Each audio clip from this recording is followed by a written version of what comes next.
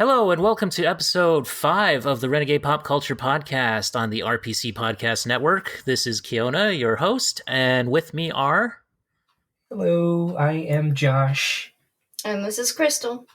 And this is Mike. All right, guys, so we are back here. It's the Four Among Us, as I call us, which was inspired by Hickman's X-Men comic books now. Anyway, so we're just going to kind of do this one off the cuff and just talk about some topics that are currently going on, happening in this crazy world, which is just, I don't know, things are going off the rails, man. Like I've been reading in like Hollywood Reporter says that this is the first weekend that the box office basically hit zero. They had no real profit, according to one of their reporters, which is pretty nuts. That is horrifying. Like, Jeez. I just felt my blood stand still for a second. I know, man. It's crazy. I don't understand it. So they're just looking for some revenue, I guess, from the movies on demand and movies on digital marketplaces. I know I pre-ordered Birds of Prey and Bloodshot just because I'm a comic book movie guy. So looking forward to that. I know I like one of them, and I don't know if I'm going to like the other one. We'll see. Guys, did you pre-order any movies, or are you going to watch any of the early release movies? I haven't pre-ordered anything yet, but the one I want to check out like as soon as I can is Bloodshot. That was supposed to be the last movie that I saw in theaters, but I bought a ticket for it and everything. But then that day I decided against it once the government declared a national emergency. That's when I decided, you know what? I'm good. I'm sorry, Vin Diesel, but I value safety over your box office. That being said, I feel a little bad though, because this is Valiant's first major feature film, and it kind of sucks that it came out around this time. I was going to say it's Valiant's opening salvo in terms of building their own cinematic universe, and man, that's bad timing. But Valiant has some great properties. I really would like to see a Harbinger movie, and I would love to see a Ninjak movie, and they have a lot. They have Exo Manowar, they have the Eternal Warrior. They could do a lot with their properties. Well, I really don't know a lot of Valiant. I only know very little from the Comic Tropes episode on Jim Shooter, and I know he basically propped up a lot of Valiant, with the superheroes and everything. Yeah. How would you sell me on those characters? What are they? As far as I know, okay, because I'm not overly familiar, I know the characters by name, and I know, I read some of the Harbinger books, which are really interesting. It's basically these kids that have, mental powers like telepathy, and some have telekinesis. And they go against this guy who is, the head of a multinational corporation. His name is Toyo Harada in the recent comics that I read. And it's very interesting because you have these two mega level telepaths just basically fighting each other. And Toyo Harada just kind of wants to reshape the world in his image. And he wants to solve world hunger and solve diseases and everything like that. So he would be a cool guy to have around right now, even though he's kind of amoral. But so it's anyway, kind of Harbinger's it's a lot like X-Men, but it's cool. I like it. It's kind of a new take on it. It's a little more edgy. And then you have Eternal Warrior, which is more of a Conan style type of story from what I've seen. I haven't really read it, so it's a bit difficult to put into words for me. But I think that let me look it up real quick here. Eternal Warrior Valiant. I could see something like Harbinger really striking a chord, especially with a young adult kind of audience, just kind of the same.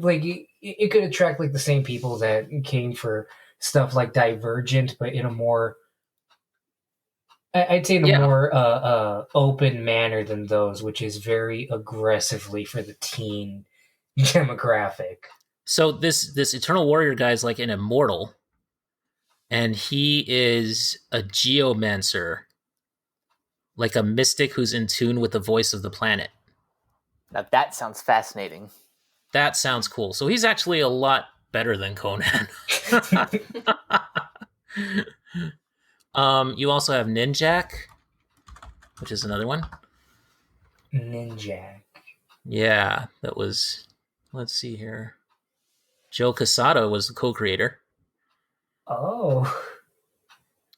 So that was before he became like the publisher of Marvel. Depending on who people talk to, it was either a good thing or a bad thing. Yeah.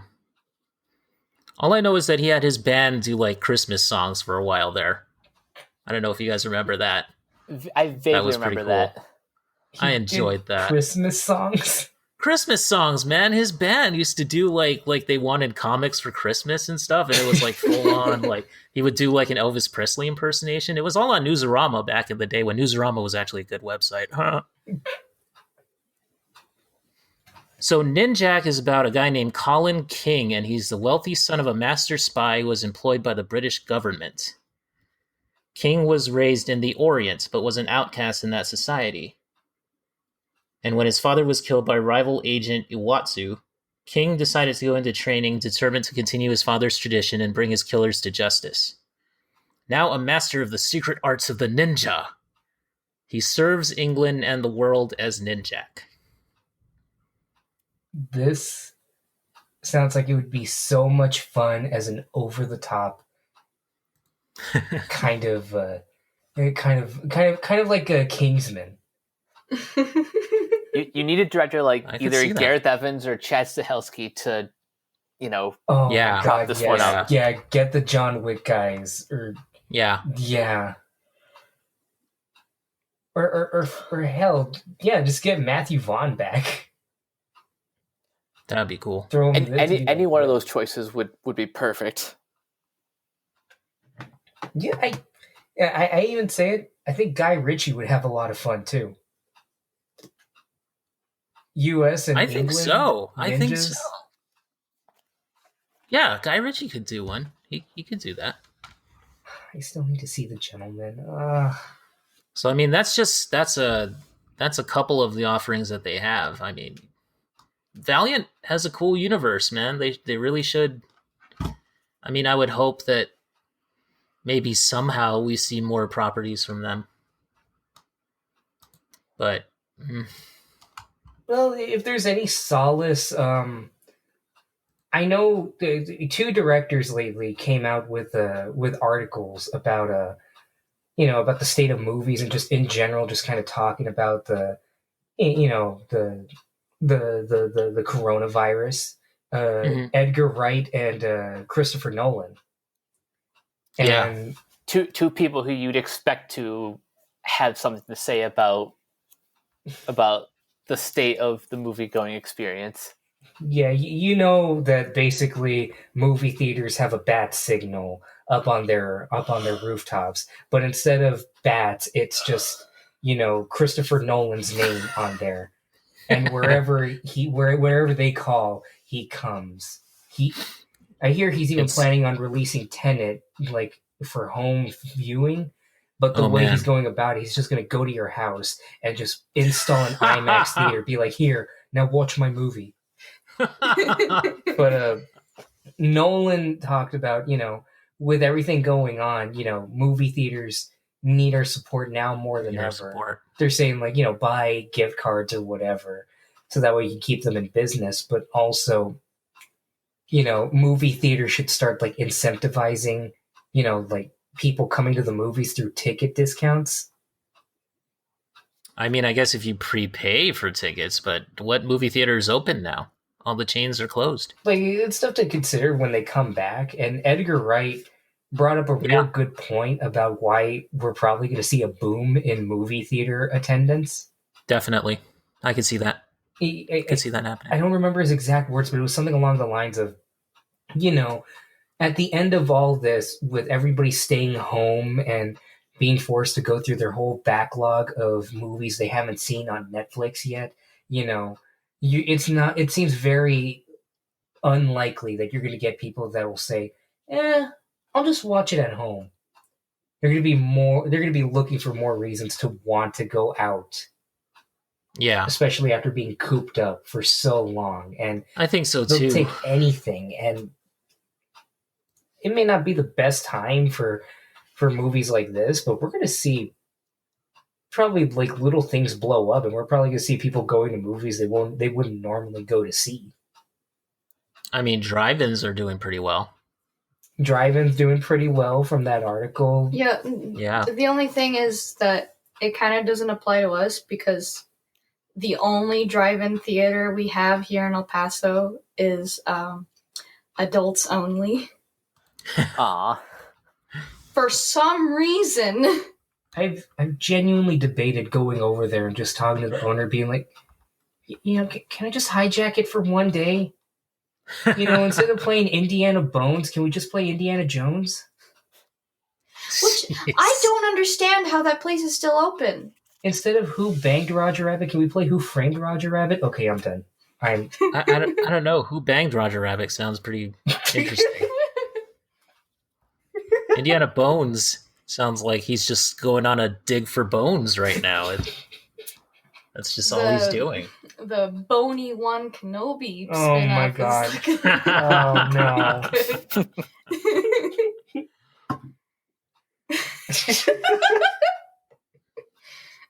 But seriously though, how is that place still running? And I have. It's out in the middle of nowhere too. You don't have those little holes in the wall kind of places where you just pass them by and you think there's only one car there. How do they afford to keep the lights on? No comments. Bloodshot though, like it could.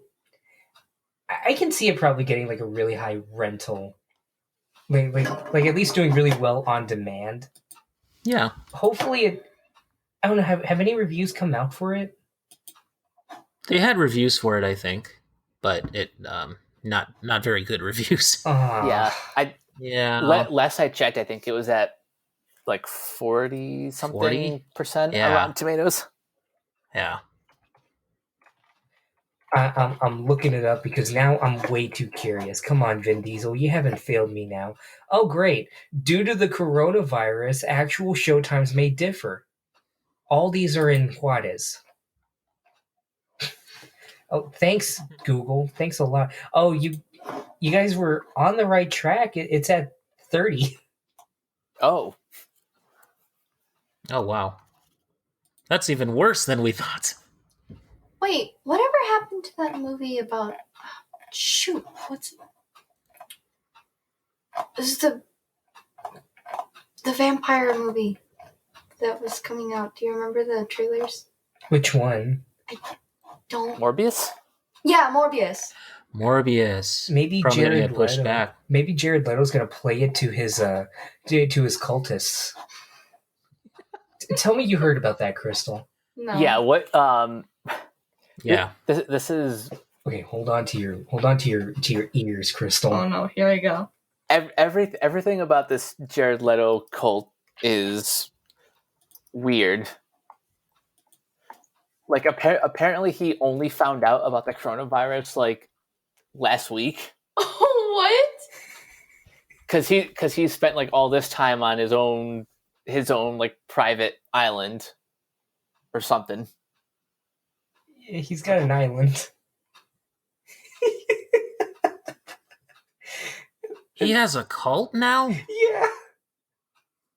He's got a cult. I thought he was just doing it as like a cleanse or something. Did he start it, or was it like a fan club thing that just kind of got out of hand? Leto didn't start the fire, okay? It's kind of creepy how him and Charles Manson are starting to have some similarities. Oh no. That's I mean, both were involved in music. Oh god. And now they've got a group of people following their word. There's like a YouTube video that's called "What is the Echelon?"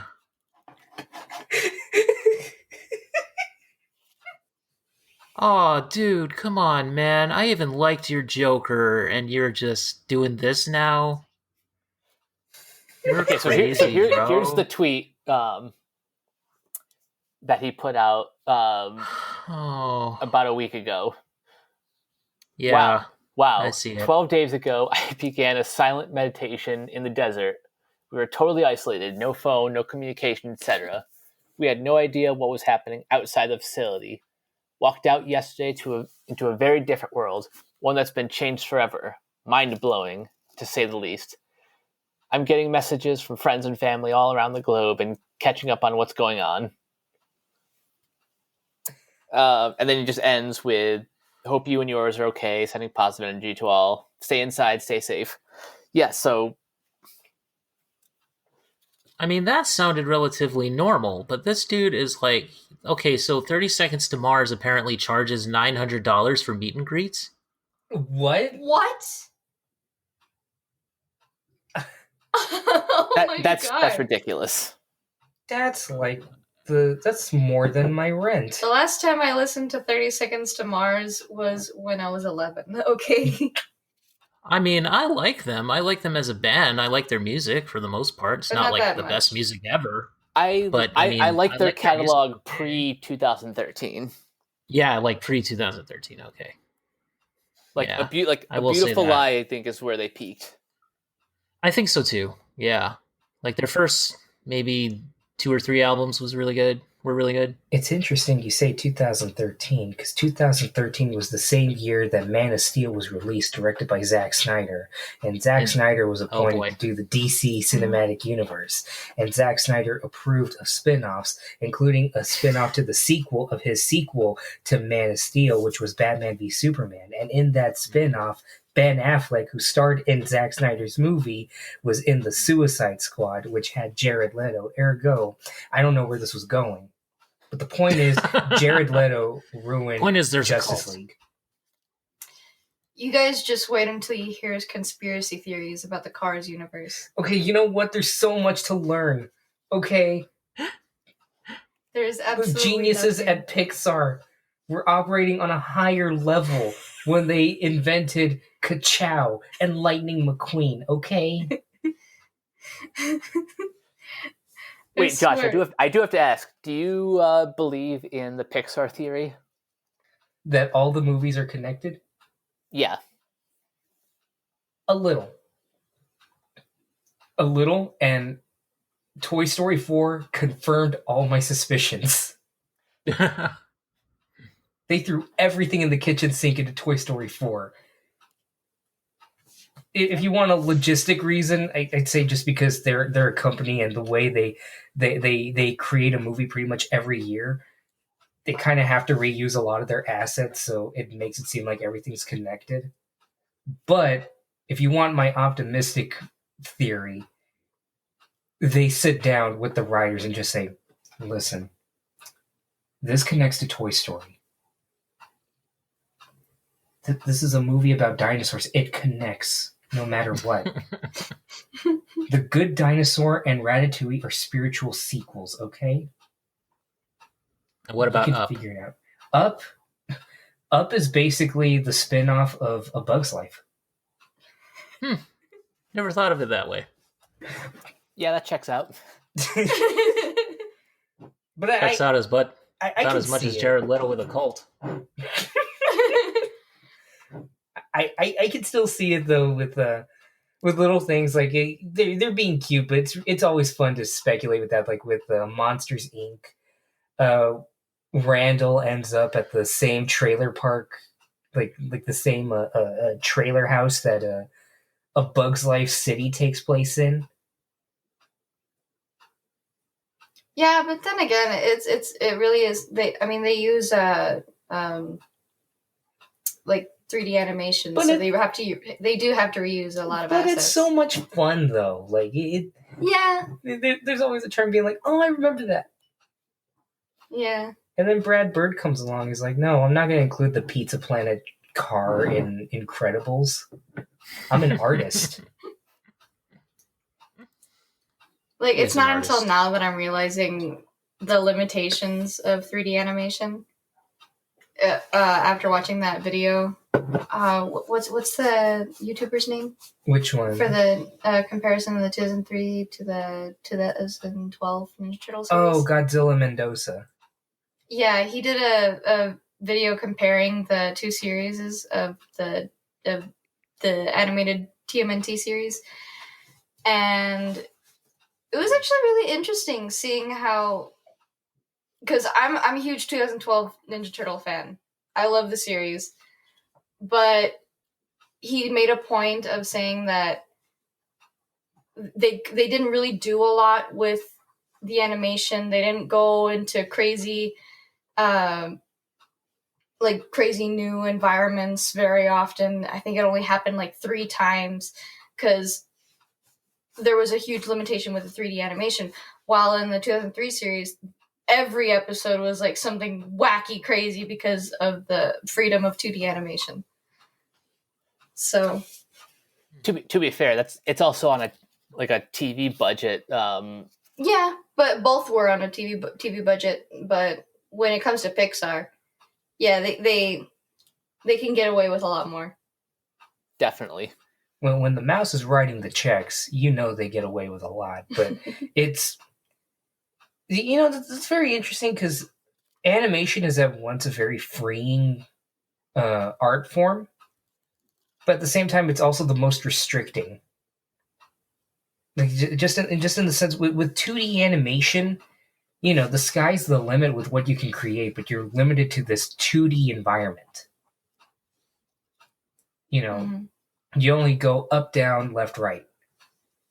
And you can make it go in the distance, but it's just more how much you're able to get away with. And with 3D animation, yeah, you can do whatever you want. It's just about crafting it. But as a result, it takes a lot more work.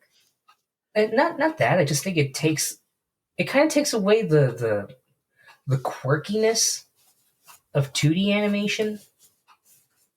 Yeah. That's why I like this recent trend of 3D animated films borrowing elements from 2D animation, like character design and like the way they move. Oh, like Spider-Verse? Yeah. That kind of animation? Yeah, I'm really liking this new way. Yeah, I like that. Like stuff like Spider-Verse, the Klaus, and the Peanuts movie, which never gets mentioned. I love the Peanuts movie so much. I had a very emotional experience with the Peanuts movie. It was a junior year, and I really wanted a job, and I walked all the way from my high school to my nearby movie theater, desperately asking if they had an application, and I filled it out, and then I watched the Peanuts movie, and it gave me that little bit of hope, aw, I think I can get it, and even if I don't, it's okay. You never got hired. I was trying to make it uplifting.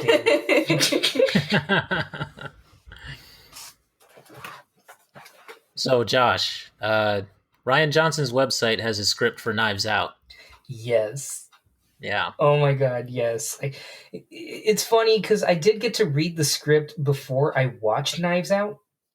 Oh, okay. I would say it kind of robbed me of the surprise of going in, but it's a tradition I have with with a movie every year. I get to read the script before I watch it. And it was very interesting because even while reading the script, I was just going, no. Oh, no way. And I just had the biggest smile on my face, but I felt like something was missing. And I realized, I looked at the Knives Out script earlier before we started recording. That's why I wasn't looking at you, Kristal. I was on my phone. I know, big shock. And I noticed in this was the actual shooting script. All the deleted scenes were still in the script. Oh, interesting. It kind of makes me want to get the deleted scenes, download them and splice them into the final edit. Ooh, I kind of want to see that now. Have you seen the deleted scenes, Mike? No, but I couple nights ago, I rewatched the movie with my family. They all really liked it, and it was fun seeing the movie a second time because I got to kind of solve the mystery while like while the characters were, you know, like while the characters were doing their investigating. So that was kind of fun. It's just so good and so much fun to watch, like, over and over again. It's I've called it repeatedly this generation's Back to the Future. Just watching it multiple times, you get more things. I can kind of see that. The deleted scenes weren't anything big. I'm telling you right now, they weren't anything big at all. And it says something to how great the editing is with the movie, that the movie is not affected at all when you watch it and you know those deleted scenes are there. Like, one of them was they're very minor things they set up early on, like what was going on with Walt's cast. Like, it's just a minor throwaway line that they edited out, and when they were introducing Walt in the beginning, like Detective Elliot and Trooper Wagner look down at his leg and he's just like, "Oh yeah, bicycle accident. Stupid." Oh.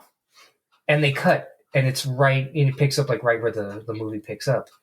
Sorry for the terrible Michael It's just Shannon. kind of like they just kind of trimmed off the fat. Yeah, just like that. And then later on, like right after that, it shows Walt's wife going home, and there's somebody really creepy at her doorstep. And she gets really scared. She's just like, "Wait, he paid. He just needs a little more time. That's all." And he's approaching her, and Blanc comes out of nowhere, and it's just like, "Whoa, darling, are you okay?" And he interviews her. It's the first time she ever gets interviewed in the whole movie, and she explains that Walt got into some trouble with some debt collectors, and Blanc puts two and two together. That's why he was really banking on getting the inheritance. And in that same manner, the other deleted scene that they had was with Joni, with Toni Collette. Again, it started out very minor, and it didn't even feature her in the beginning. It was right when Blanc and Elliot and Wagner are talking over everything, when he's like, "Now I will tell you, somebody dodged a very important question earlier." "Oh, who? Me?" And suddenly this is the part that was just cut. It's like right before they're talking about, well, Meg couldn't have done it and blah, blah, blah. Right before Trooper Wagner comes in, Blanc starts like Elliot points out, like, "Oh my God, what's wrong with your neck?" And Blanc's like, "Oh my God, I just got the strangest rash." And his neck is like purple. And just like, must have been nothing. And then later on, then it picks up, and it's a very quick thing. It was easily cut. And then later on, you get a full scene with Joni. It's right before Blanc goes to meet up with Marta. I don't remember the exact placement. I just saw it quickly, but Joni's just by herself, and then Blanc goes in and starts saying that, "I don't believe that anybody would do ill intent without purpose." And you find out early on that Joni's lifestyle guru company is bankrupt. And it's bankrupt because there were reports of like skin rashes with her products. And he points out that he's got the rash. And, she gets really pissed, and it leads to one line that would have been as big of a meme as the donut hole monologue.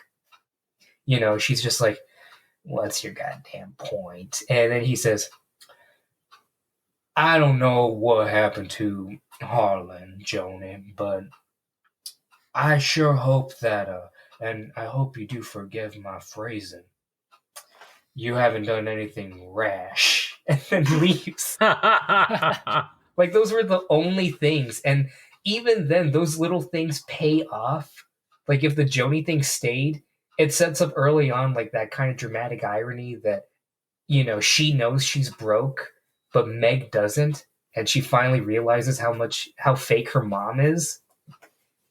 And with the Walt thing, with the debt collector.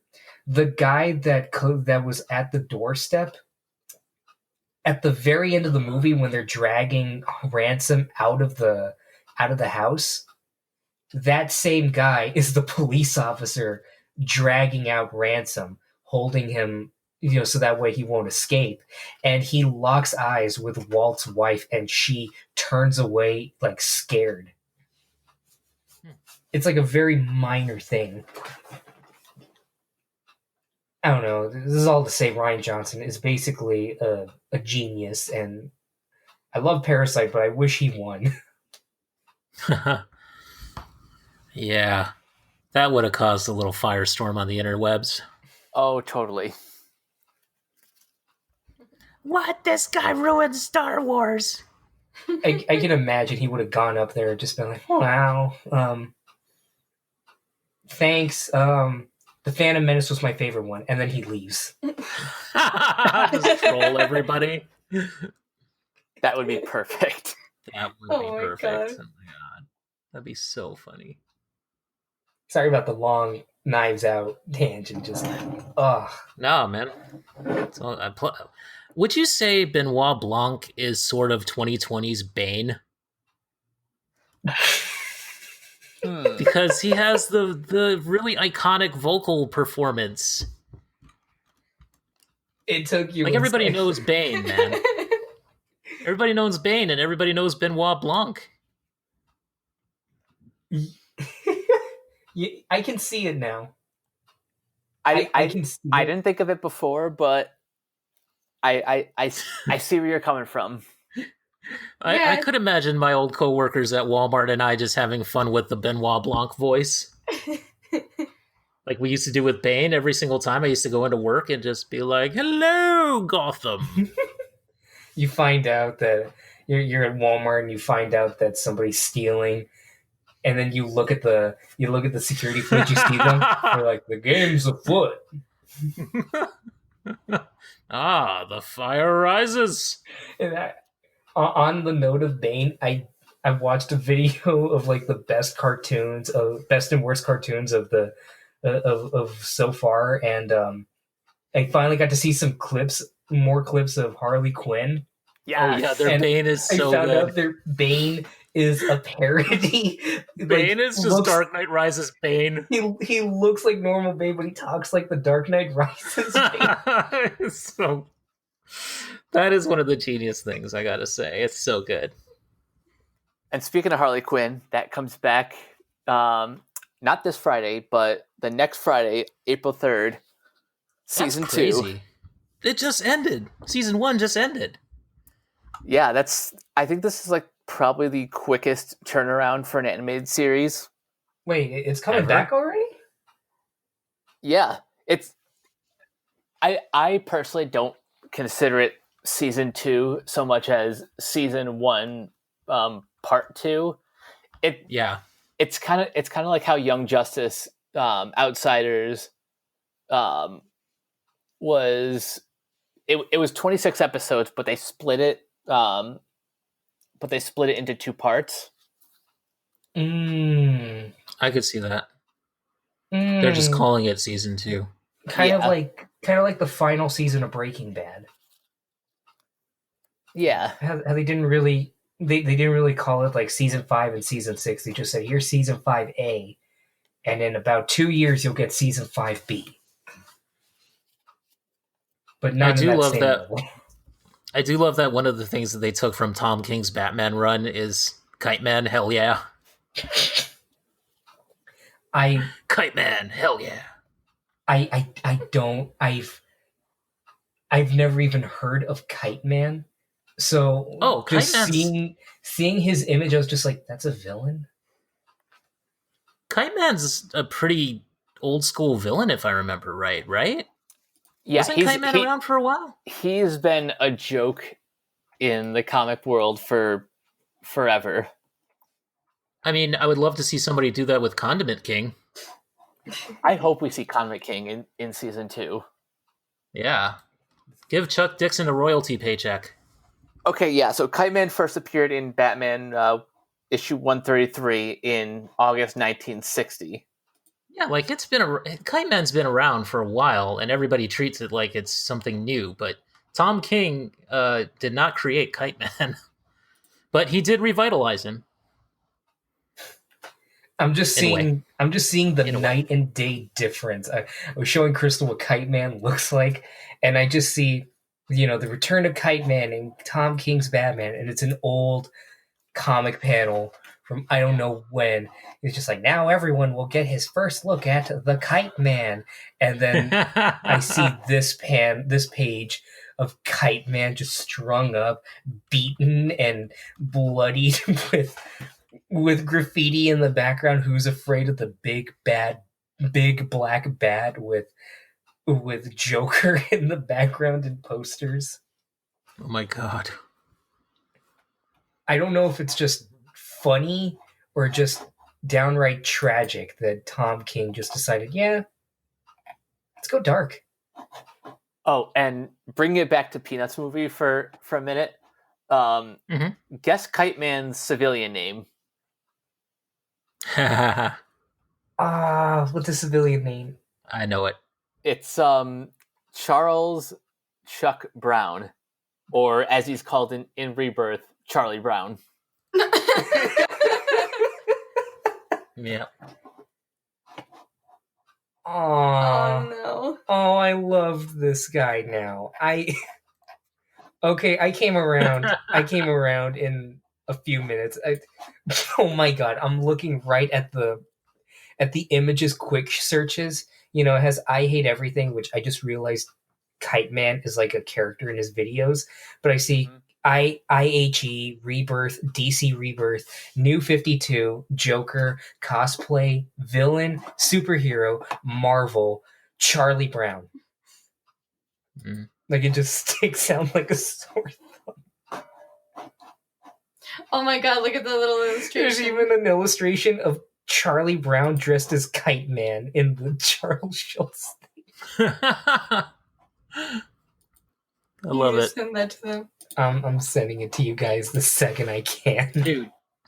I mean, like, you know what, though? He actually had Kite Man serve a legitimate purpose. Tom King did in his arc. In his Batman, run. What was his arc? Well, I mean, it's a tragic thing. Like, he's kind of a tragic anti-hero. I don't want to spoil it, though. I don't want to go into like spoilers here, but Kite Man serves a purpose.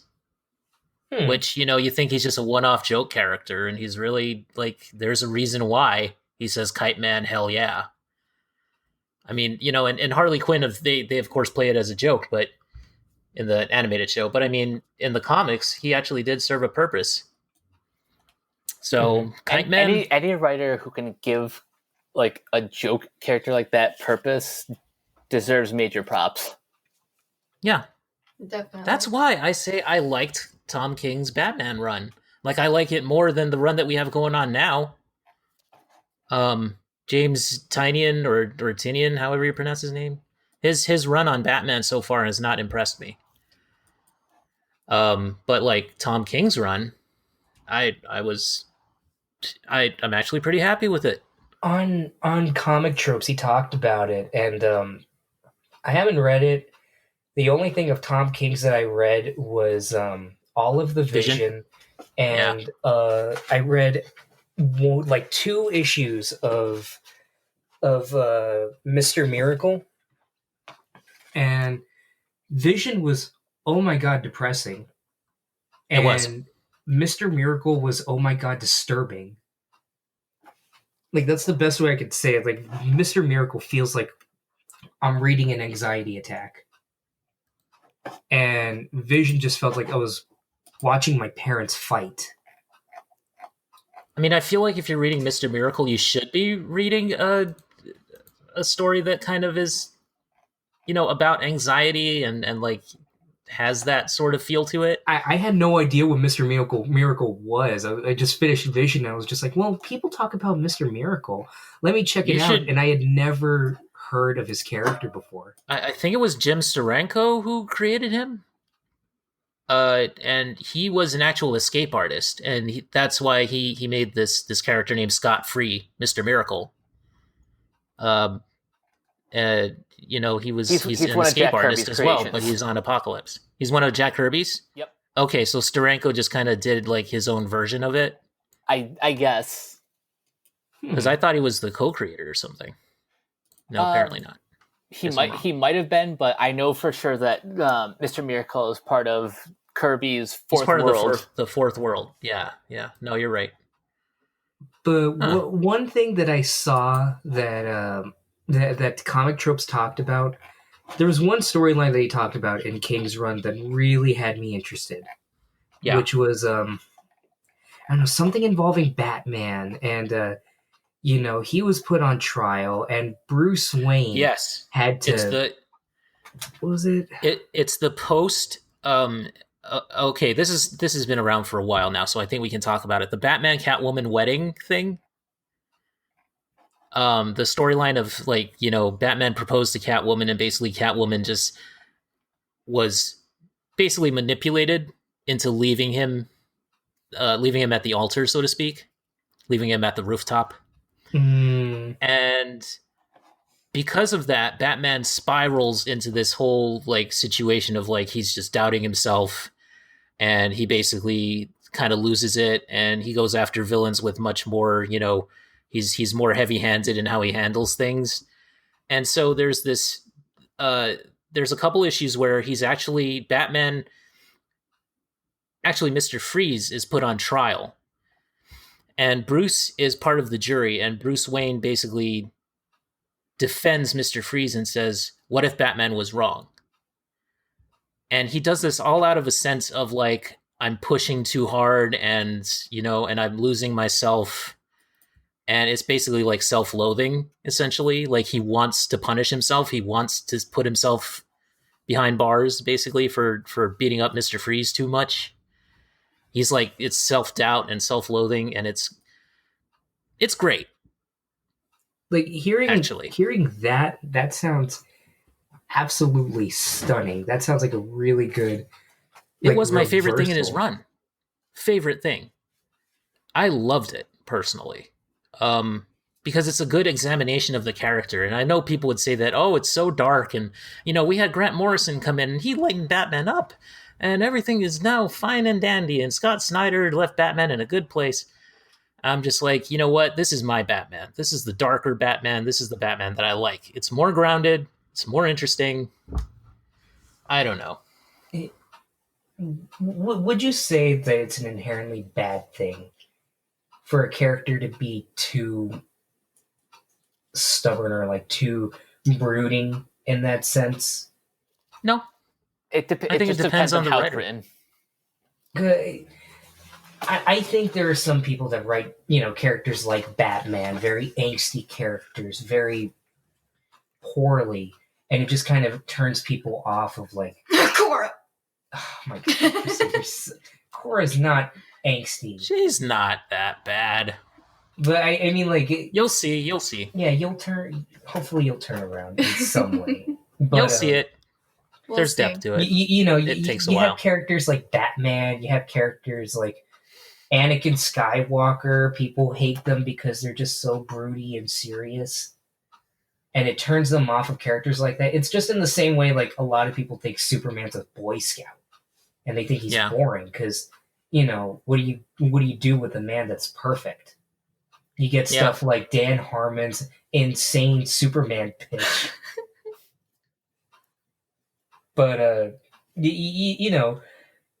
I guess that you're right. It is with just how it's written, because I've seen some bad Batman stories where he's just too broody. He's too stubborn, and he's too perfect. Okay, which ones? Okay, just in general, bad Batman story. Of course, Batman Odyssey, but in fairness, that's also reading a panic attack, but in the worst way. In general, it's just later. Is there a particular writer that you think? I guess later Frank Miller. But what was the example? It was sometime I think it was like right before Infinite Crisis or something. I don't remember where like Batman. Like he created things and he created Brother Eye and the OMAC project. Yeah, and another example I think is Batman Arkham Knight. Just like how much he pushes people away in that game, and how just unrelentingly cruel he gets like at the end of City and Night. I think it depends, because I think you can do that as long as you have an arc there, as long as he comes out of that by the end. Like there was a storyline called Bruce Wayne Murderer and Bruce Wayne Fugitive. I love that arc. I love that arc too. And that kind of talks about the same kind of issue where he pushed away his whole entire family of characters like Nightwing and Batgirl and Robin and everybody. And he also just kind of did away with the Bruce Wayne persona for a while and was just Batman because he was supposed to be in jail as Bruce Wayne. So he just stopped being Bruce Wayne. And this was... It was Ed Brubaker and Greg Rucka, I think, were the two main architects of this run, if I remember correctly. Yep.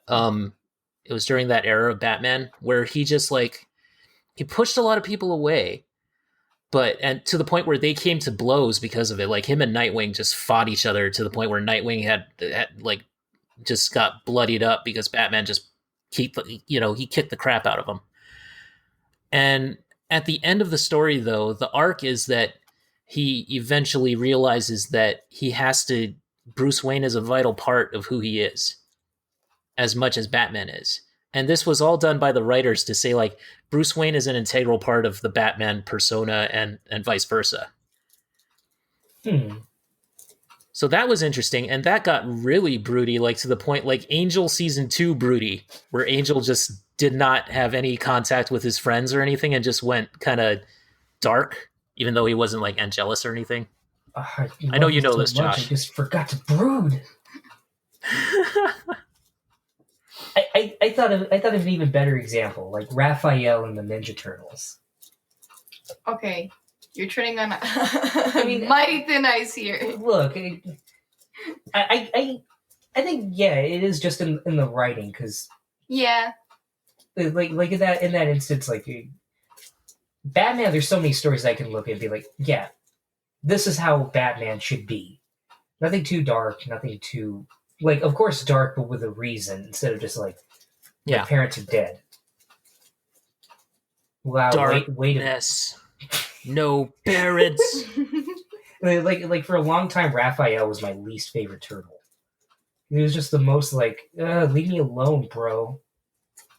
To the point where he became Daredevil in the 2007 movie.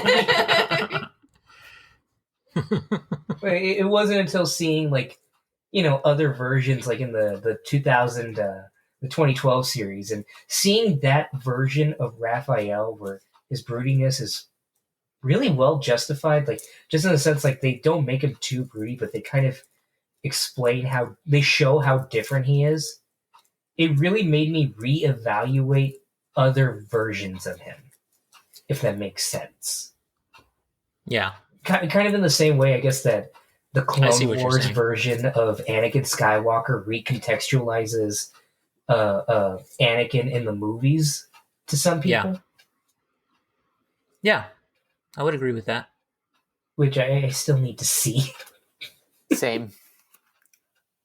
How far did you guys get in Clone Wars? I watched the whole show on Netflix back when they had it on there.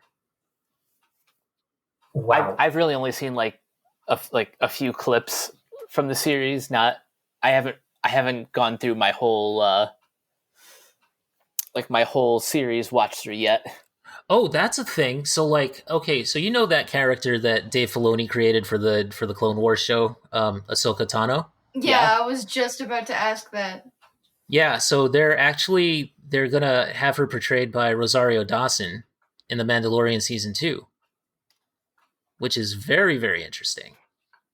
Yeah, this is big news, especially for those who have speculated for a long time, like that if anyone's going to play the character in live action, it was either going to be her, or what most people wanted was to have Ashley Eccleston play the character in live action. I would love that too.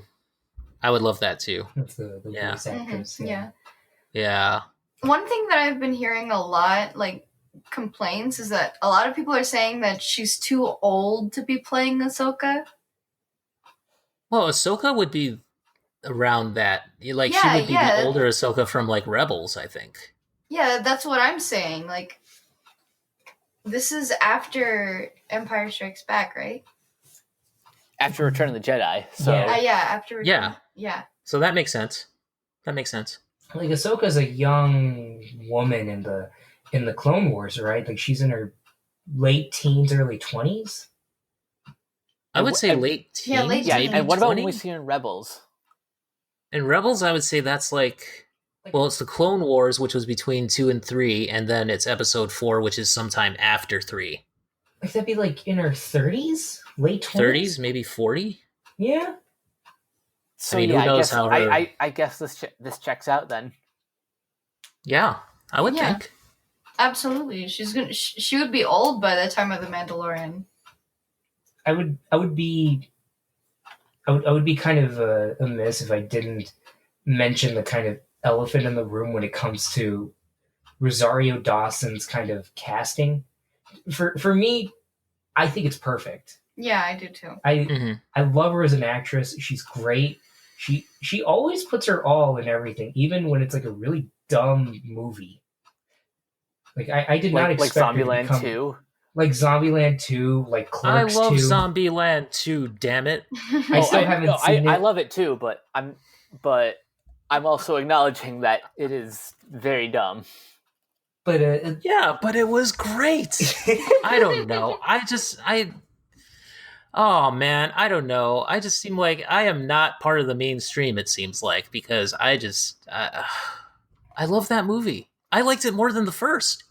Same, actually. That is a bold I liked it more statement. than the first one. I love the first one, so I like the first one a lot too. Don't get me wrong, but I like the second one a lot more. I don't know why. Would you say it's better than the first one, Kristal? You actually saw it. You still haven't seen it? Oh my god! I didn't even. You haven't seen it? I know. I'm shocked. I was actually really excited for it too. Wow, dude, you got to see that, man. I'll give you my voodoo password. Oh hell yeah! But one of the you have a voodoo. Then you can. Oh my god! You have a voodoo. Then you can laugh at all my I movie don't choices. have a voodoo. My dad has a voodoo. Oh yeah, yeah. He's got Well, they have good deals sometimes. Yeah, I was just about to mention that. Okay, that's what he does with his voodoo account. He buys Never Been Kissed. But he also has Big Trouble in Little China, so it all balances out. Yeah, and Pan's Labyrinth. But he sounds like me. But one of the things that weirdly enough, I haven't seen any positive feedback except for like some of the creators and directors for Star Wars. And for what? Like for Rosario Dawson being cast. Really? And I'm gonna preface all this by saying this is allegedly. So what I'm about to say, I don't even know how true it is. But apparently a lot of people are really upset with it because I guess she's transphobic. That she got in a she's currently being sued by a family because I think she assaulted a trans woman or a trans man and has just been trying to. I heard the story too. The keys moving.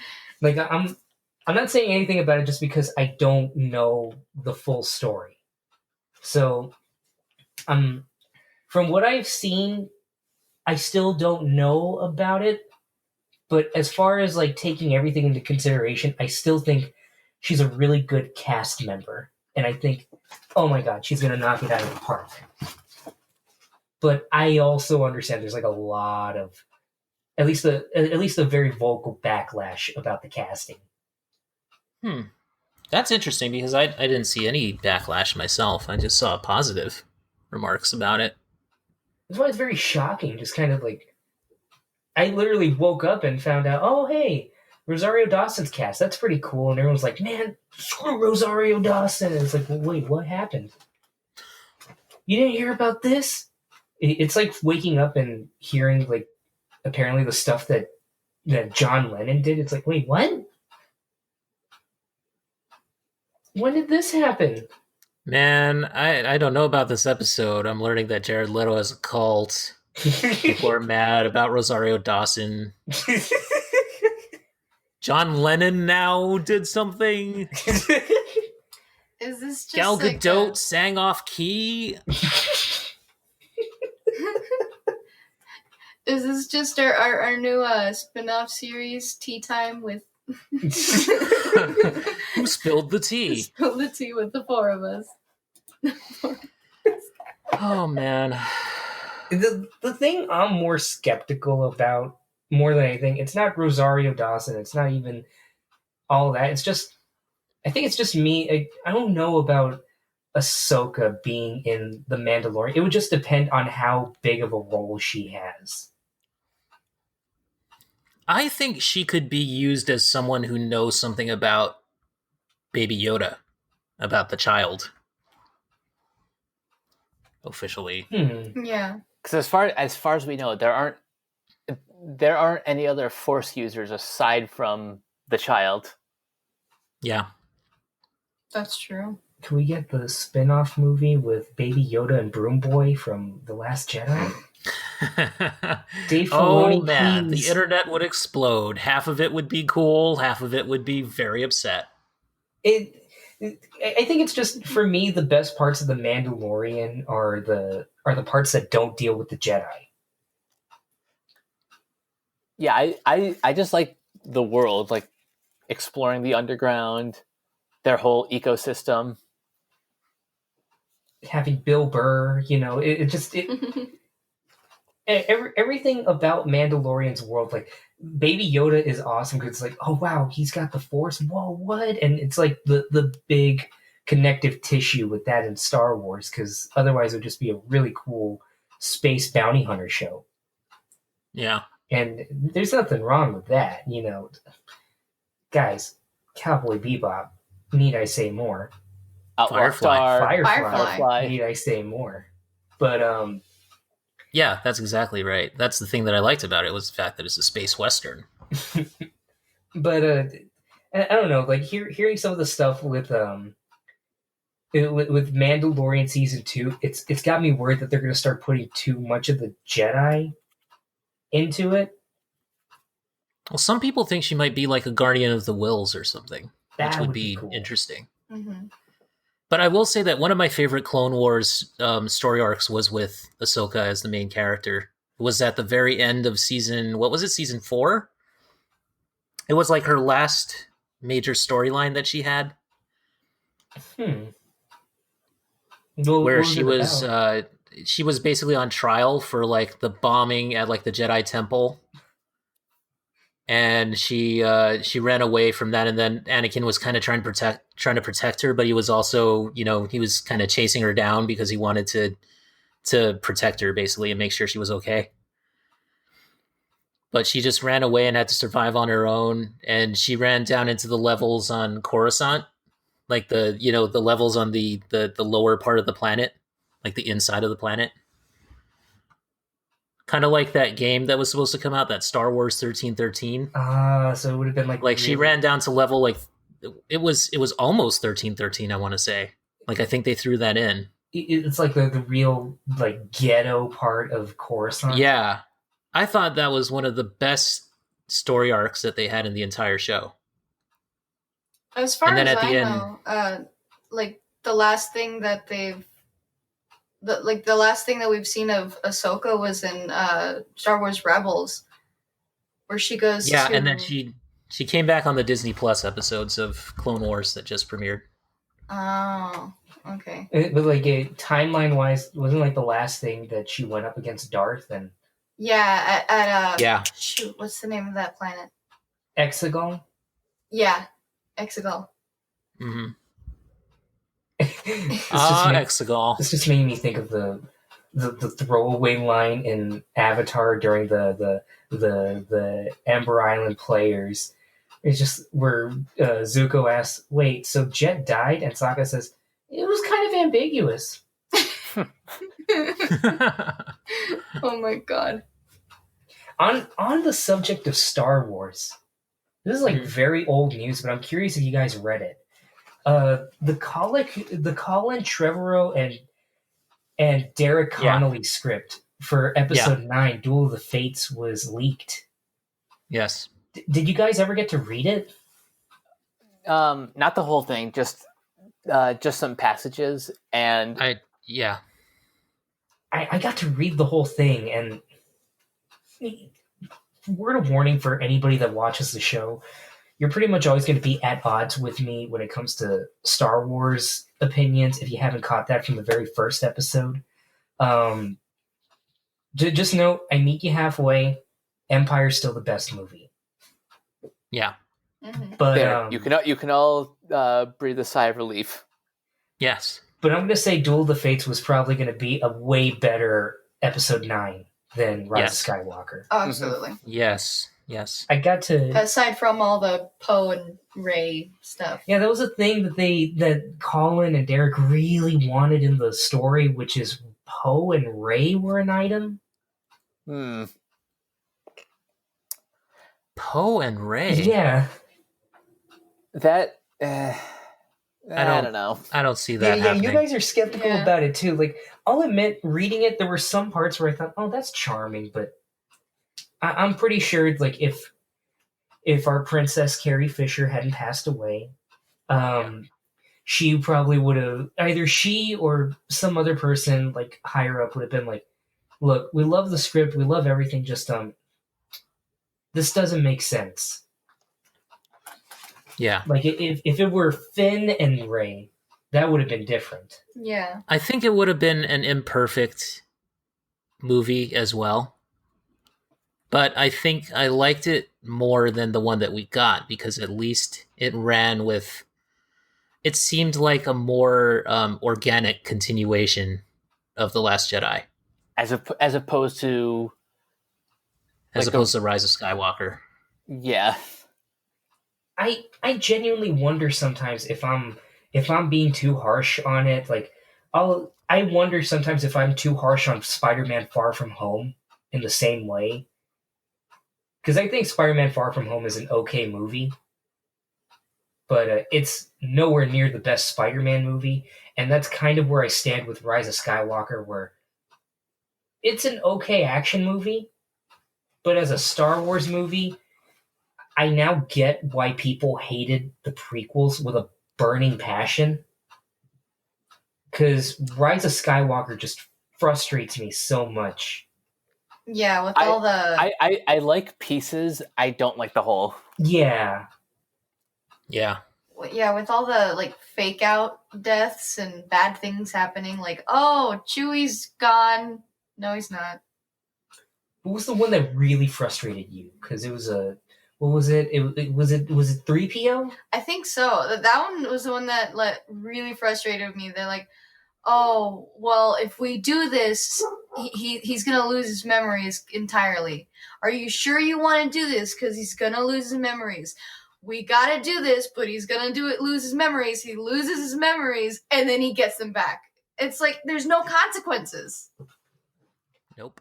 There's no consequences to any of their actions, and it's like." Well, what's the point? Why make this big deal? Why make this big deal of, oh, Chewie's dead? No, he's not. I hate it. Like, one thing that Trevorrow and Connolly's script had, they did have a moment with 3PO that I really loved, where 3PO was basically forced to kill a droid. And that was... The way it reads, it sounds really dark, and it sounds like almost like a scene out of an Evil Dead movie. Okay, that's not dark, but like this droid's going off on everybody, and C3PO, he's just like, a droid isn't supposed to harm another thing, and he's just kind of forced to, and he reaches into like this. Tell that to the battle droids, bro. He doesn't. Except they didn't really harm anything, honestly, except for each other. I think the funny thing is he doesn't even hit fatally. But like in episode 2, looking back on it, but he opens up the droid compartment for like the memory or something, or like the wires, and he starts pulling out the wires forcefully, and he's just like, "I'm so sorry." Dang. And it's just like a very metal scene. Whoa. And of course, the one iconic thing that I think most people read that is absolutely stupid out of context and in context, it's still stupid, but not nearly as much. It's right at the end, because the big set piece in Duel of the Fates is on Coruscant. And yeah.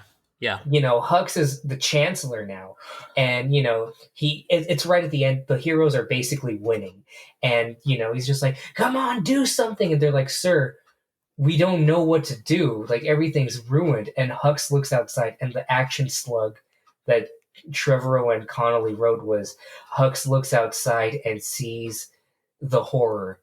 He has lost the Star War. And the first Does he stand there and just go, the horror, the horror? The first thing that I thought when I heard that line was in the Game of Thrones, you either win or you die. I gotta give Donald Gleason some props though, because like he had, first of all, that speech in The Force Awakens, the Hitler speech. That was epic. Like, that performance was epic. He's got drool coming out of his mouth. That dude, he is something, man. Because, like, if you watch him, and who's the guy that played Poe?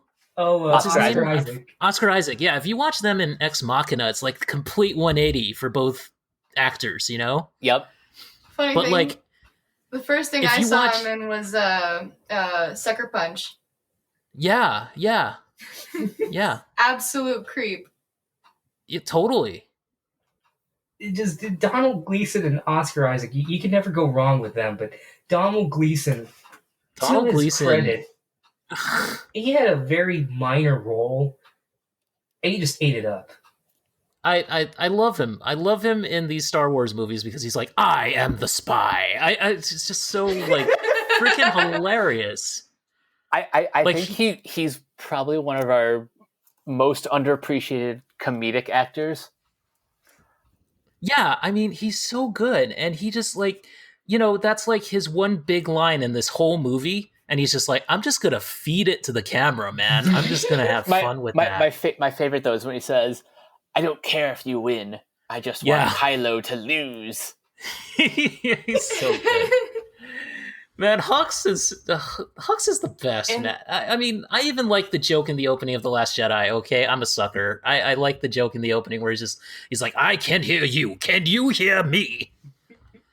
Just like, he's just so intense with everything. It's great. And they had like a little side plot with Hux, like a little thing that they were setting up where Hux, in Trevorrow and Connolly's script, he's, he collects lightsabers.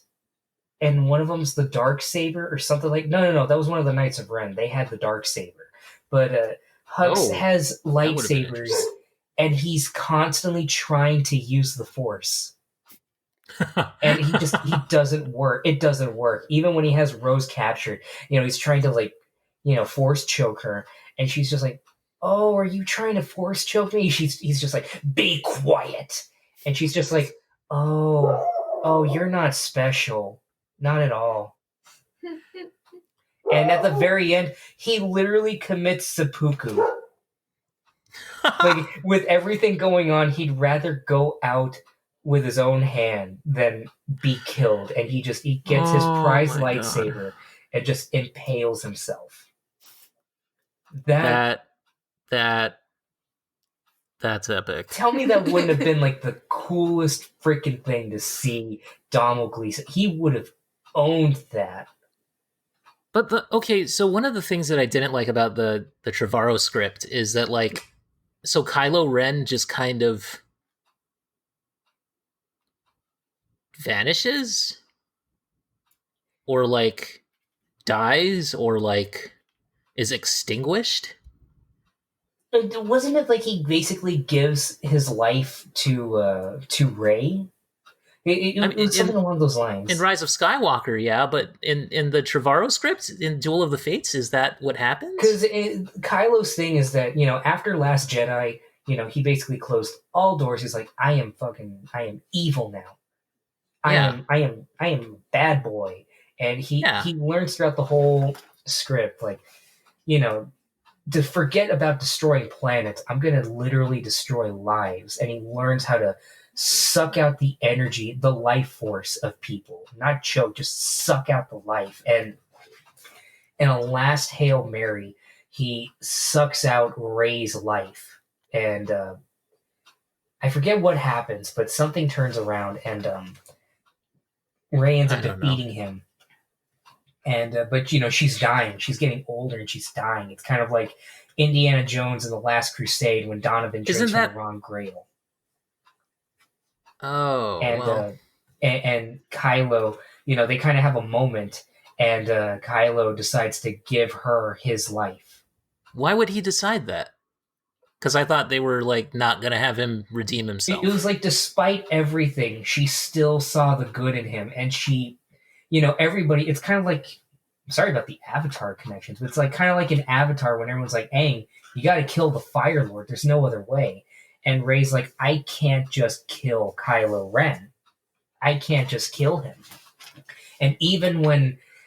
This is the one thing people don't like in the script, which is that it's revealed that Ben killed Rey's parents. Yeah.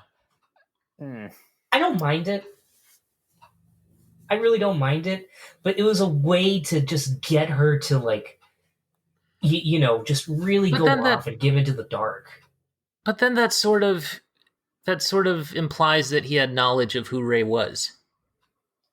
I like to think that it was still a fake out. Like, I thought the same thing to an extent with Rey in Last Jedi. It's just like, you come from nothing. You're nobody. Is it better? Is it better than Palpatine getting busy?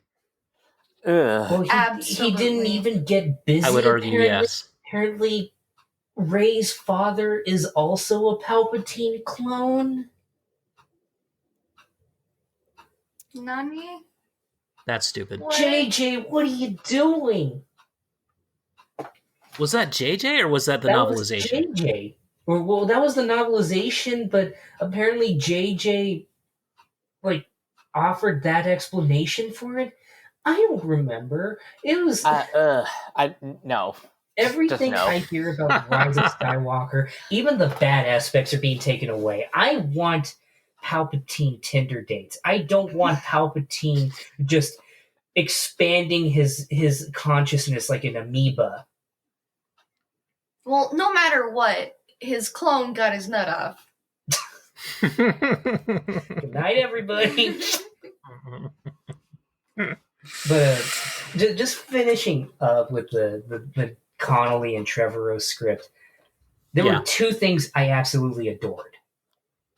And one of them was Rose. Oh my God. You could tell they really loved Rose and wanted to build on her in a way that Rian Johnson couldn't. And a friend of mine on Facebook and Twitter, shout out to Joseph, you know who you are. He basically compared Rose to Marion in Indiana Jones. And in the script... That's quite the compliment. In the script, it fits. Rose is a badass. She's on the same level as the group, with Rey and Poe and Finn, just like snarkily talking back and forth with them. She has moments where she's actually in struggles and fighting. There's a bit where she's basically being taken away to go get imprisoned, and she, I think, hacks the lights or something and or turns off the lights, and she escapes and locks them all up. And she basically wins the day at the end for the rebels on Coruscant. Finn's like, what happened? And she's like, well, I wasn't able to disable the hyperdrive in time. And Finn, it says in the action slugs, like, Finn looks down sullen. It's all, it's they've lost. And she still continues. So I figured the next best thing I could do was, reroute the hyperdrive coordinates. I don't know where it's sent, but hopefully hopefully it'll implode them directly upon, and then zoom, mid-sentence, right in the background. You see it right in the background, the pyre that the First Order is on, that's a ship. It just immediately goes off into hyperspace and crashes right into a nearby moon. Oh, wow. And it's like this big spectacle. And she basically saved the day and destroyed the First Order. Jeez. Can we get that Rose instead? Isn't that awesome? Mm-hmm. That would have. Can we edit her into the movie? That would have shut up so many critics of Rose. That are just like, man, Rose sucks.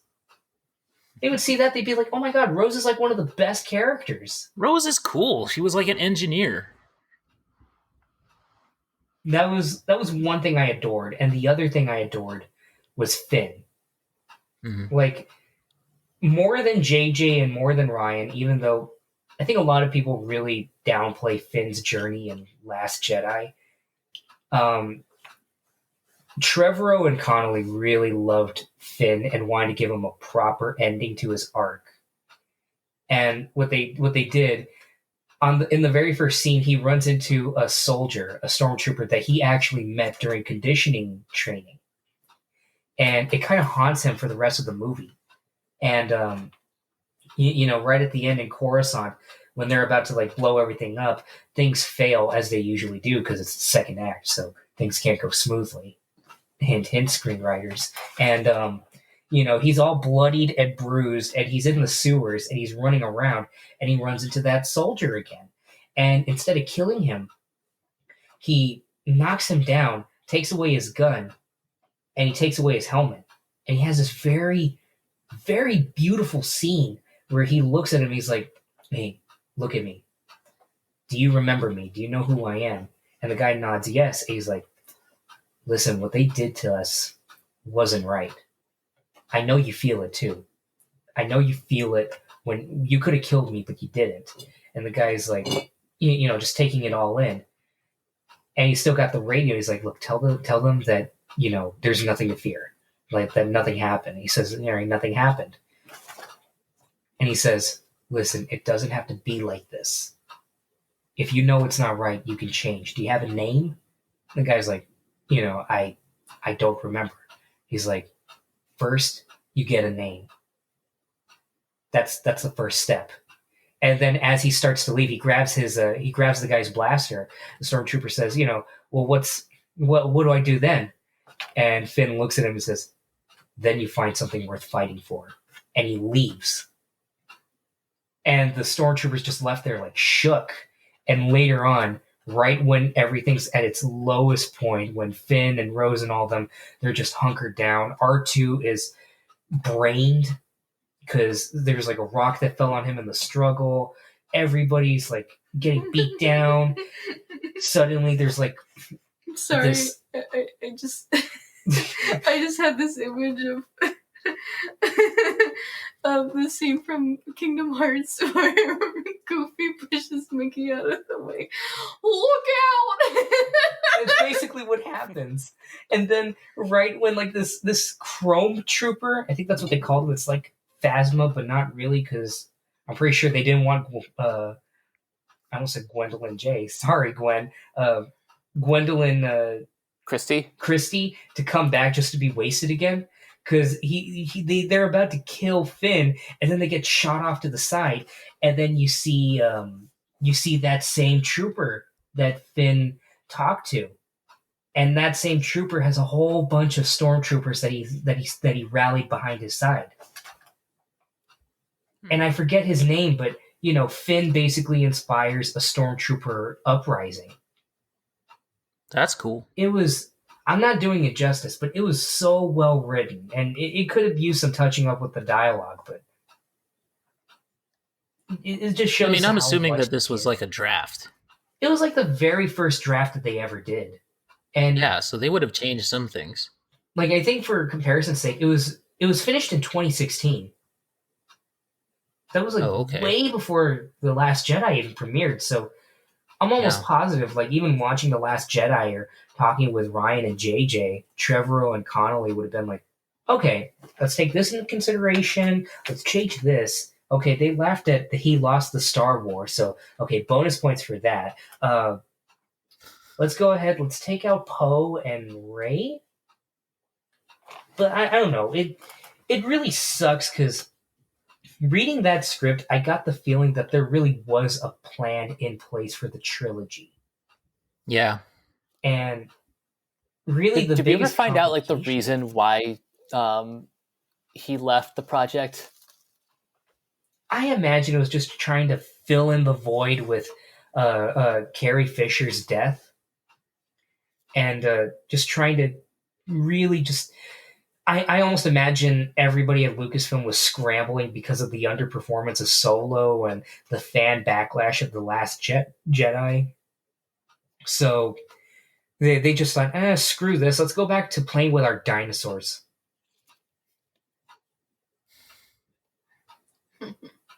It's a real shame, too, because for all the faults that I think Colin Trevorrow has, and I really do want to make a video on this at some point, like comparing... I was one of the few people that was on board with the trilogy when it was announced that it was going to be 3 separate filmmakers, because people were like, oh my god, yes, George Lucas had all 3 prequel movies, and they sucked. You know what? Let's make it like the original trilogy. Let's get 3 different filmmakers, each with their own styles. They'll help it out. And then after Last Jedi, they're like, oh my god, J.J. Abrams should have just done all 3. Like, I really want to make a video showing all 3 filmmakers, like, strengths and weaknesses. As much as I love Rian Johnson, I'll admit he has some weaknesses. Everybody does as a screenwriter. Yeah. But despite Colin Trevorrow's biggest flaws as a screenwriter and as a director, I think he's got a very bland style of directing at times, and my god, he gives J.J. Abrams a run for his money when it comes to fan service. Yeah. One thing he really knows how to do is just give the people what they want. Give them a really awesome finale. Like, everybody that even doesn't like the first Jurassic World, they pretty much say, yeah, but that last fight was so goddamn cool. Right? So, I don't know. I kind of lament that we didn't get to see that version, but maybe it was for the best. For all I know, they probably would have been like, hey, Colin is worse than Rian Johnson. Let's crucify his directing career. And he'll turn around and be like, no worries, Book of Henry did that already.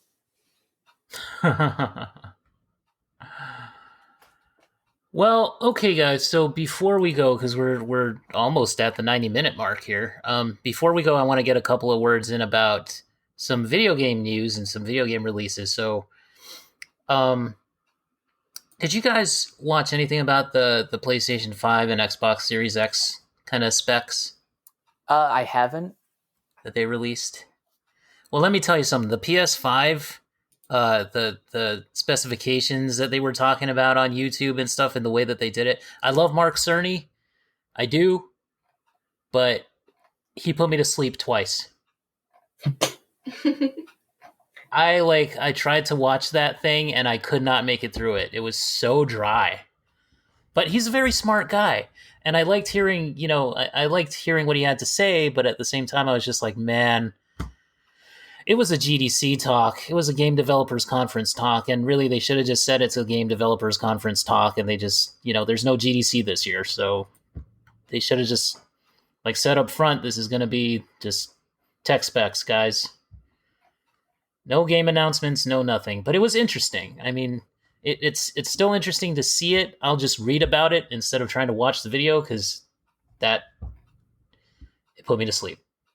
The only thing I heard about it was the fact that apparently the PlayStation 5 will only have backwards compatibility up to the PlayStation 4. Okay, they have since tried to clarify that most PlayStation 4 titles are going to be available on there. Oh, so not even but all I of think them? at first it was like, yeah, it seems like Xbox has the edge in terms of backwards compatibility because from what I understand is they're making it so that you can play any Xbox game on that thing. Yeah, I remember back in E3, like one of the E3s, they came out and just said, "Yo, we hear you guys.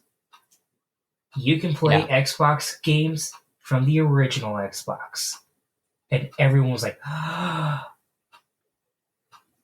Yeah. but I love God of War though." They have a larger internal storage also. They have a 1 terabyte solid state drive in the Xbox Series X. And it's 825 gigabytes on the PS5. I mean, there's only so much that hardware is going to tell us about the experience that we're going to have with the console, so it's hard to say which one is going to be better. But pure numbers wise, it looks like the Xbox has the edge in most categories. Most categories, not all. I don't know what to say about it other than like they both seem really powerful, and I'll probably get them both at some point. But I know that the PlayStation is probably going to have the edge in terms of exclusives and in terms of single player games, and Xbox is going to have the edge in terms of technology, just like now, essentially. Especially if it turns out like the rumors about Sony and buying, like possibly mediating with Konami and Kojima to get Castlevania, Metal Gear, and Silent Hill. Yeah. They're gonna dominate. That's gonna be Yeah. like, that's it. I hate to say it, but Xbox can only coast off of Gears of War and Halo for so long. Yeah. When even was the last Halo game? Halo 5 was some years ago, and then they had Halo Wars 2 afterwards, I think. But I don't even know. When did that come out? Halo 5 release. That was in 2015, October 27th. And then you had Halo Wars 2. Came out in 2017 on February 21st. So yeah, Xbox has to kind of step up their game if they want to. Yeah. Wait, don't if they they have want to compete against what Sony's doing? Oh yeah, Guardians. I think. Infinite. Oh, Halo actually. Infinite. Yeah. Yeah, Halo Infinite's coming out, and apparently it's still on schedule. When is? Okay, I'm gonna keep this. That is. Let's see, Halo Infinite. It just says holiday 2020. When is the Series X supposed to come out? Oh boy! Slight breaking news. It's an article from GameSpot. Halo Infinite developer discusses the impact of COVID-19 on the game. Yeah. Oh my god! It's playing in my ear. Ow. We're removing all the obstacles in our path and tracking well, but need to be mindful of our current limitations and understand that the coronavirus situation may get worse before it gets better. Rest assured that every single one of us is doing everything in our power to continue developing and delivering quality Halo experiences while we adjust to this new way of life. Both 343 and Microsoft's leadership teams have been providing constant updates with how the COVID-19 situation is progressing, how our projects are progressing, and recommendations on how best to stay safe during these unprecedented times. So please remember that this is bigger than games and bigger than Halo. Practice social distancing whenever... Okay, they're just telling us to wash our hands. Yeah, so... another thing is that we saw 2 big game releases this week. We had Animal Crossing, New Horizons, I believe is what it's called. And I'm not a Nintendo Switch person, so if anybody is, just go ahead and I'm not a Switch person. Just I have one, but I still haven't played a lot of it. But from what I've seen, I really want to get it. It looks fun. It looks like kind of like the kind of thing that I need right now, which is very mellow and I don't know. Maybe I'm wrong there though, because I know that some people get very upset about Animal Crossing, or they get very like intense. If there's like anybody who's looking to get into Animal Crossing, like it's not exactly very family friendly, but it's one of those games that you just experience and live. But the best way that I experienced it's like Harvest Moon. Yeah, and the best way that I've experienced it is watching a channel by the name of Super Mega experience, like playing through the very first game, Animal Crossing, and right now they're playing through Animal Crossing New Horizons. And like I said, fair warning, they're very they're very out there. Vulgar. And vulgar is a very nasty way of putting it. They're very... Josh. They're vulgar. Intense. They're basically what would happen if Game Grumps was combined with Adult Swim. Okay, yeah, that paints a very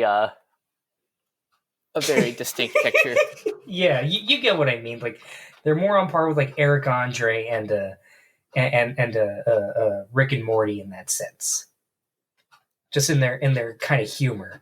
But seeing them play through Animal Crossing, it was like, I get it.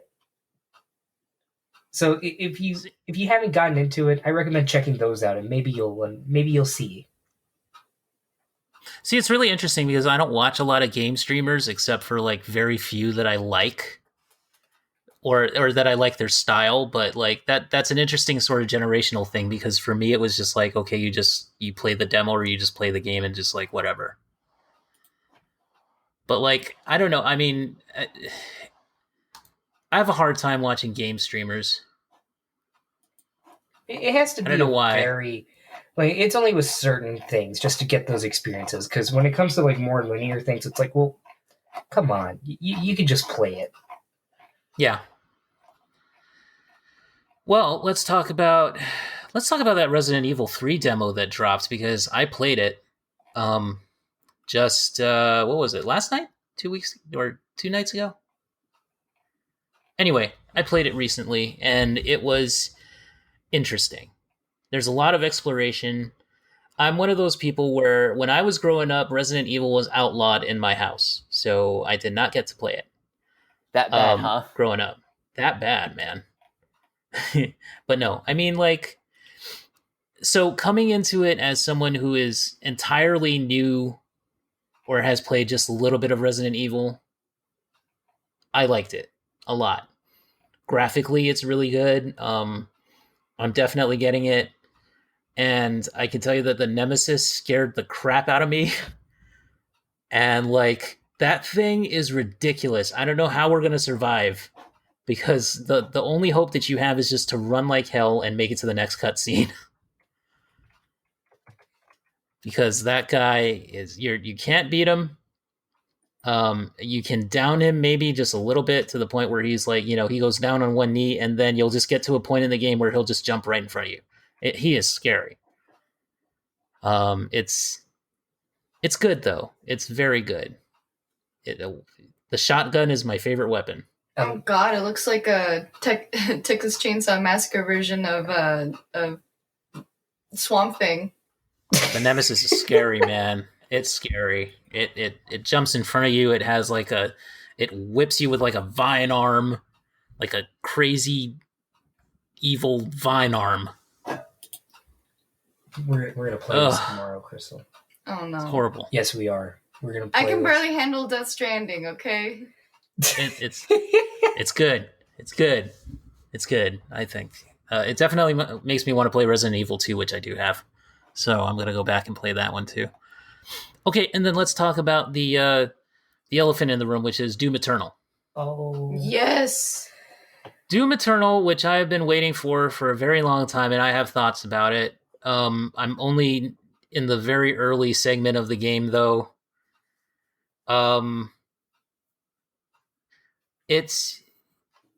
There are some very good points to the game, and there are some very... Oh, no. There are some points where I just want to throw it away. Okay. Because I get so frustrated. Yeah.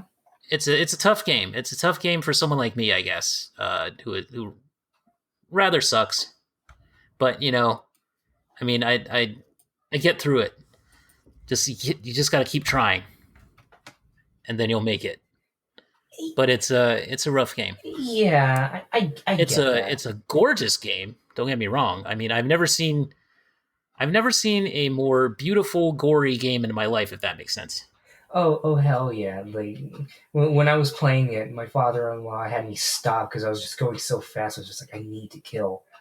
Just telling me to take in the story and take in the sights, and it's a beautifully destructive game. Have you gotten to the platforming bits? Actually, I think that's right where I stopped. Because okay, I don't. Okay, where are you talking about? Because for me, I think it was like there's a couple of in the early going and like maybe the first level. I think they introduced the platforming aspect. Is it the first level or the second level? I think there was a point that I remember. It's the second level. There's a point where you go to this area and then you see like this monster on a platform, and then suddenly the platform just sinks. Yeah. Yeah, we're right there. And I thought, you know what? I don't want to bore Kristal with Death Stranding. I'm just gonna pop in some Doom. I'm gonna kill some people. I'm gonna feel all right with the world because you know what? Killing people in Doom is like a form of therapy. And it kind of is. I got to that platforming and I died 3 times, and I just got so frustrated. I was just like, all right, screw this. The platforming is rough, man, because it's first person, and first person platforming is just like, oh gosh, it's hard. Is that where most of your frustrations lie? I hit a combat segment today where I was just like, I dropped the controller and just went, I'm done. And then I came back to it later and I actually beat that part and got through the level, but woo, it's funny. There are moments of this game. Yeah, it's funny because I was talking about it earlier that we were watching our friend Alan play, and it was a much later level, like close to the end. And again, he was playing on ultra violence. That's crazy. And he was fighting this boss, and I'm telling you right now, it gets worse. You think it's bad right now, it's going to get 1,000 times No, it's worse. going to get way worse. I know. This is an old school game. This is like old school in terms of difficulty. So this is, like these guys are not afraid to push you as a player. And they give you the tools, though. They do give you the tools. But it's up to you to use them. Yeah, but our buddy Alan, he's like a pro player. And it's to the point where I started getting really frustrated with him because he never used his chainsaw. But it was only because he was so good at getting headshots, and he had a perk where every time you get a headshot on a certain enemy, they drop a whole bunch of ammo and health at the so he never needed to use the chainsaw. And every single time he would die, he'd be like, "Oh yeah, I have a chainsaw." I'm like, "Screw you." He just forgot about it completely. Yeah. Does he use his equipment though? Does he use like the fire thing and the fire spit thing? Yeah, he used that on occasion. Fire belch. On occasion. The one thing that he really used the most was, I haven't even gotten it. It was like on the double-barreled shotgun. It has a chain, and you just kind of scorpion grappling hook. The grappling hook shotgun, the super shotgun. I do love that. That's pretty cool. Is he playing on PC or is he playing on one of the consoles? Xbox. Yeah. He's playing on Xbox, okay. You're just like, I'm disappointed now. And then, like, when we were heading out and, like, he was finishing up the level, he's like, oh, yeah, and this whole time my controller's been busted. Like, it gets stuck in the... No. Like, in the forward position at some points. No, don't tell me that. Don't tell me that. That's and ridiculous. He was still, like... That's so ridiculous. Are you sure about that? Like, he showed it to us, like, what was wrong with the controller.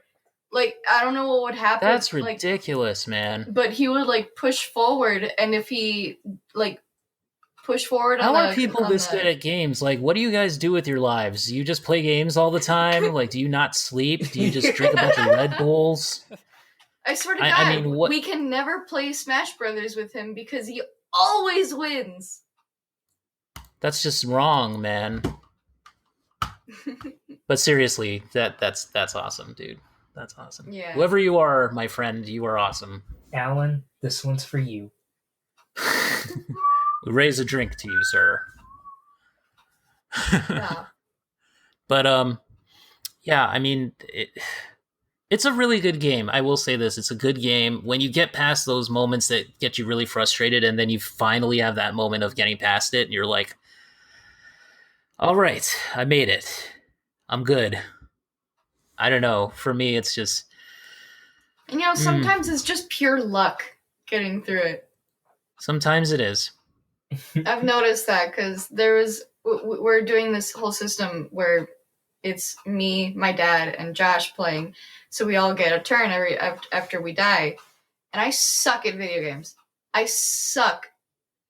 And we were passing the controller probably for 5 rounds. And these guys couldn't do it.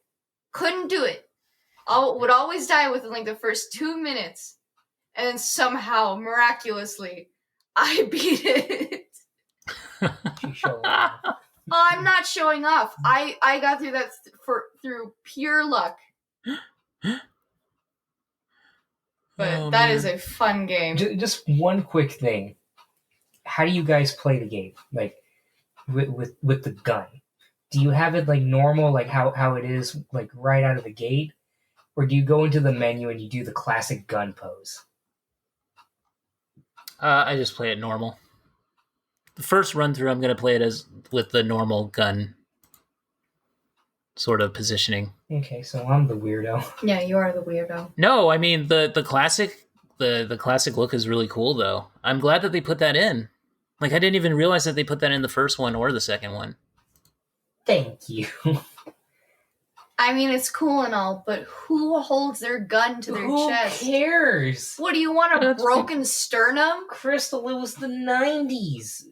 Everything was extreme. That's all they had. 90s. That was the technology. That's all they had. It was like if I get that. I have nothing against the originality of it. It was like if Rob Liefeld turned into a video game.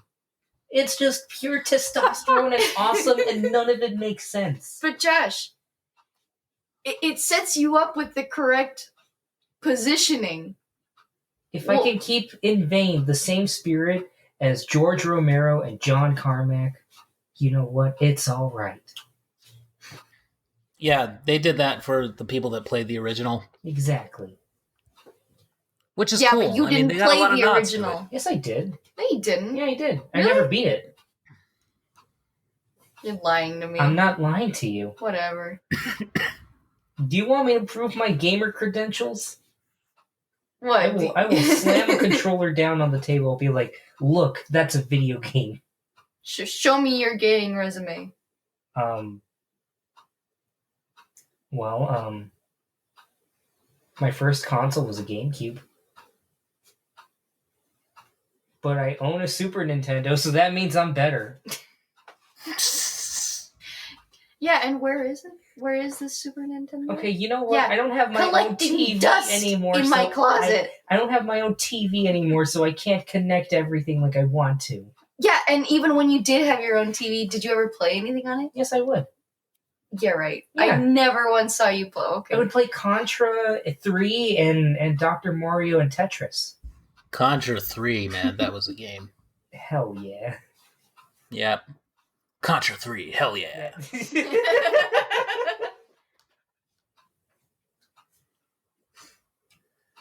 All right. Sorry, Mike. We've been doing all this video game talk. So is anything that you want to add before we go?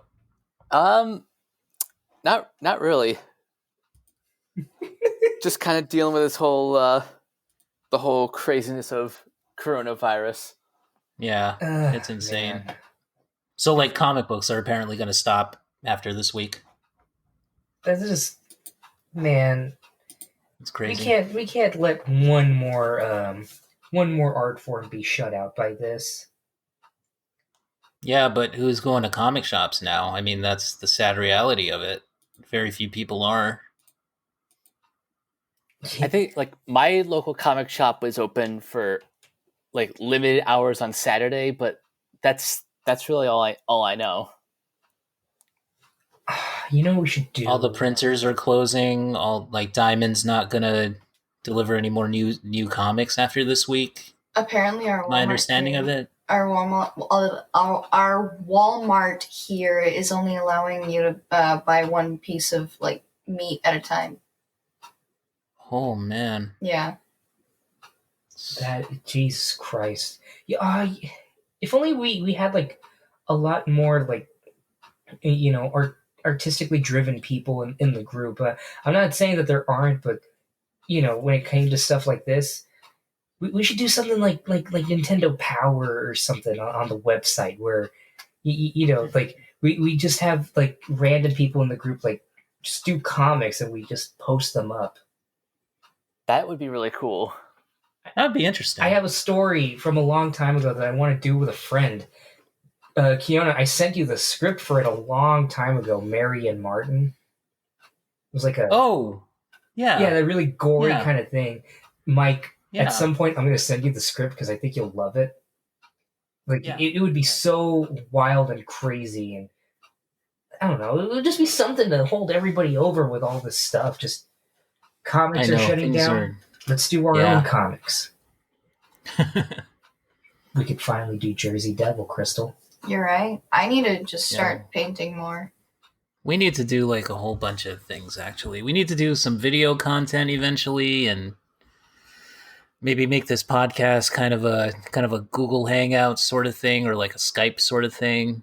I don't know. See if we can do that eventually. One thing that most Google people these days use StreamYard. StreamYard? Okay, look into that. One thing I saw is that Google has an extension called Netflix Party or something like that. Well, literally, it's just like a Google Hangout thing. You can put on like anything, and you can watch it, and like you can have people like in your Hangout like respond to it. It's kind of like the old version of Netflix on like older platforms, like the Xbox 360. You could like literally hang out in the theater and watch. Wow. Which, if Netflix was smart, they would bring that back right now. But I'm not Jeff Bezos. Is he even the guy that's in charge of Netflix, or is that Amazon? I think that's Amazon. Oh, god damn it. Netflix is that, what's his name? Reed Hastings? Is that who it is? To the keyboard. Reed Hastings, yep. That is who it is. But, yeah. What can you do? But, seriously, creatives listening to this, I will listen to you. Send me your comics. We will... I don't know. We'll figure something out, hopefully. Listen. I'm trying to create a call for art, Kristal. You think Rome was built in an hour? No, it was built in a day.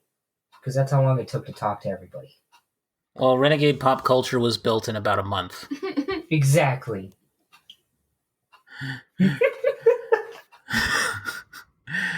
All right, guys, so we have covered a lot tonight, and this is just basically all freeform, so that was cool.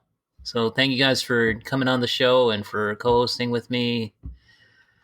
And let's do this again sometime very soon because we're all bored with the coronavirus thing going around. Very much so. We're all just washing our hands 24/7. Yeah, I've noticed that my hands are a lot drier. Yes. Yeah. Same. So Same here. Along with washing your hands, make sure to moisturize. Moisturize. Yeah. You don't want those ashy hands. Oh my gosh. All right, guys, so let's give out our social media contacts as we always do. Mike, you want to go first? Sure. You guys can find me on Twitter at Captain K42. Read my reviews on Letterboxd at Coach K42, and join the Renegade Pop Culture Facebook group, and find me in all the other Facebook groups just at my name. Hell yeah. Hell yeah. Captain K, hell yeah.